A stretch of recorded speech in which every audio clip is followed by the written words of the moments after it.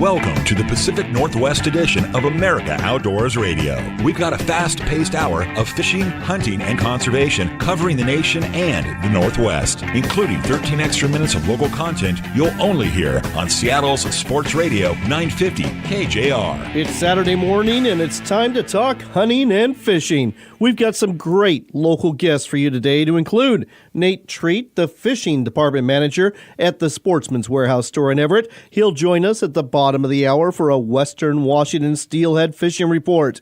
And you'll want to stick around for the end of our program too, because Pete Fischer at MarDon Resort joins us for an end-of-season duck and goose hunting report from the Columbia Basin and a fishing report from Potholes Reservoir. And now, as we do every week, it's time to tell you what's hot and what's not, right here in the Pacific Northwest, and brought to you every week by your Puget Sound area Sportsman's Warehouse stores in Everett, Silverdale, Puyallup, and Federal Way. And if you haven't already, check out their new website. You'll find it at sportsmans.com. It's a new, easy-to-navigate look I think you're going to like. Again, that's sportsmans.com.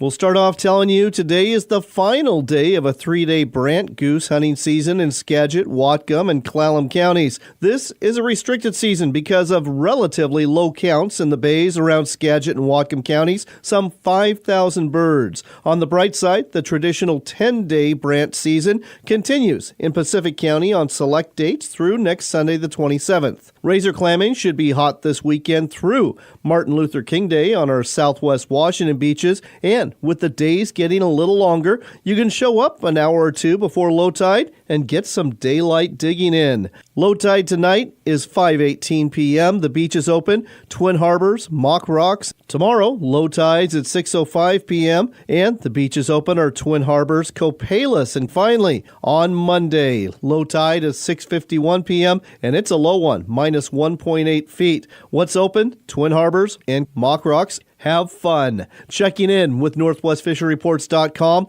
we saw a lot of posters, took our advice, and hit Lake Sammamish where the action for cutthroat trout continues to be hot. What caught my eye, though, was the single report from Lake Washington last week.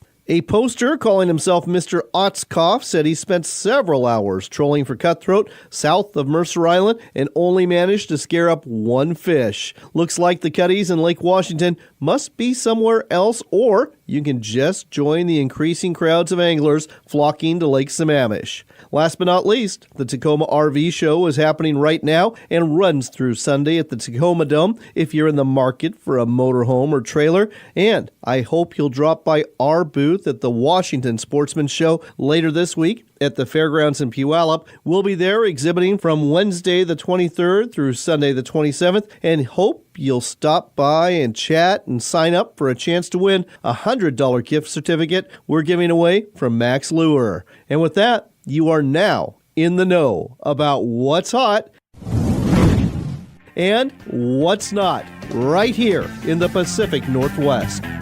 That's your first local shot of the outdoors. Now let's see what's going on across the nation. The two biggest fishing and hunting shows in the Northwest are taking place courtesy of O'Loughlin Trade Shows. The Washington Sportsman Show is happening January 23rd through the 27th at the fairgrounds in Puyallup, and you won't want to miss the Pacific Northwest Sportsman Show either at the Expo Center in Portland, February 6th through the 10th. There will be hundreds of exhibitors and up to 100,000 attendees, along with the seminars and demos from experts there, and you'll find incredible deals too only at these shows. It's the Washington Sportsman Show in Puyallup, January 23rd through the 27th. They're the biggest and best shows around. We'll see you there. If you fly fish or would like to learn how, be at the Linwood Fly Fishing Show February 16th and 17th in the Linwood Convention Center. Hourly seminars, casting with Gary Borger, Brian O'Keefe, and Phil Rowley. Fabulous fly tires, exotic destinations, and new tackle from all the manufacturers. It's all going to be there for you at the Linwood Fly Fishing Show. Find out online at flyfishingshow.com. See you at the Linwood Fly Fishing Show February 16th and 17th. For your next local shot of the outdoors, we're checking in with Nate Treat. He's the fishing department manager at the Sportsman's Warehouse store in Everett. Nate, great to talk to you again. Absolutely. So, Nate, I've got you on the horn because I want to get a feel from you about how freshwater fishing is going right now. We'll start off in the North Sound. Is there really anything going on in terms of rivers and streams right now or not? Right now, all we've got is the Snoqualmie. So what is a steelheader to do, Nate? Well, the good news is if you drive a little bit, fishing is fantastic. Any suggestions? Oh, yeah, definitely. The Wainuchi River is starting to get really good. It's the closest one. These Chehalis trips are going to start getting their late B-run fish back. This Wainuchi is pretty busy. As you go out further towards the coast, they'll get a little bit more elbow room. The hum tulips, the queets, as well as the bogey to a lesser extent are all doing pretty good. Now, do you have to have a drift boat to fish these streams, or is there some bank access as well? There is a ton of bank access on all those systems. The fish there's not really a terminal area in a lot of them, so they're going to be all throughout the river. The Wainuchi will fish all the way up, and there's miles of bank access on that, depending on where you walk from. Okay, so for bank anglers, are we talking jigs under floats, or are we talking something else? Your go-to is going to be a bobber and a jig when the water's up. I like bright colors and chartreuses and oranges. When the water starts to get a little bit clearer, that's when I start running the 12 mil to 10 mil soft beads. And brighter colors seem to work better out on the coast than the drabs and the olives and the nightmares that we use out here. Well, there you have it, folks. Your options are either to head down Chehalis Way towards some of the streams down there, or you can join the crowds on the Snoqualmie, or you can try the Skykomish or the Wallace Rivers, which just opened up this week after hatchery escapement goals were met. And if you're looking to get hooked up with the tackle you need, drop by the Everett Sportsman's Warehouse store. Nate will definitely help you out with that. Thanks as always, Nate. Absolutely. NorthwestFishingReports.com is the Northwest's largest fishing reports website, featuring well over 50,000 fishing reports, videos, articles, and more. All 100% free. Catch more fish with Northwest Fishing Reports. It doesn't matter what sort of adventure you're after, whether it's big game deep in the backcountry, a day of fishing out on the water, or an overnight in the great outdoors. At Sportsman's Warehouse, we've got the gear in here for what you need out there. Gear up for your next adventure at one of its Sportsman's Warehouse stores or shop online. Sportsman's Warehouse, America's premier outfitter.